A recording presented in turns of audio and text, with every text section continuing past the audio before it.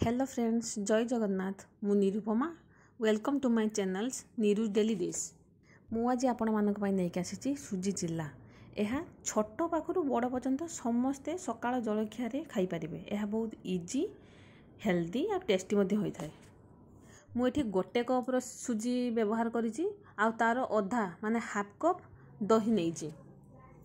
एबे मैं दुईटा को मिक्स करूची। आ एठी मु अधा कप रो पानी नेइची।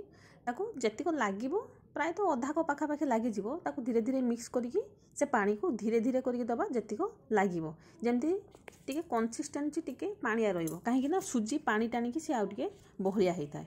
देखि दियंतु केमिति बनौची। धीरे पानी दउची आ धीरे धीरे मिक्स करूची। आपन मो भलिया जल्दी जल्दी स्पीड रे मिक्स करिवेनी, नले ता तळे पड़ी जिवो। भल से मिक्स करिवे देखिकी। एबे मु सुजी को 5 रु 10 मिनिट पर्यंत रेस्ट करि दउची ताहा फुली जिवा पई। देखो एबे मु गाजर को ग्रेट कर नौची आउ फूल कोबी को छोट छोट करी काटी नेची। कैप्सिकम आउ प्याज को मध्य सेमती छोट छोट करी काटी नेची।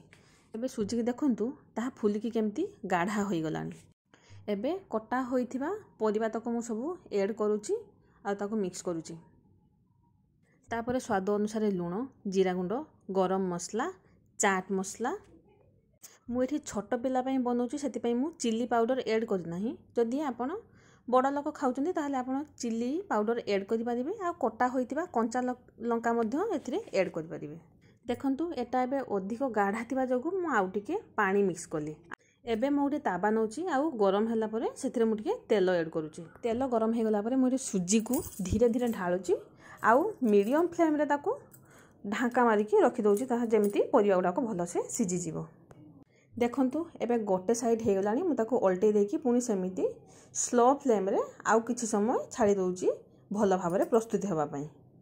देखंतु रेडी हे गला हमर सकाळर जलखिया सुजी चिल्ला। जदि आपण माने मो चैनल को नु आसितांती ताले सब्सक्राइब करि नियंतु एवं लाइक शेयर कमेंट करिया पई भूलंतु नाही।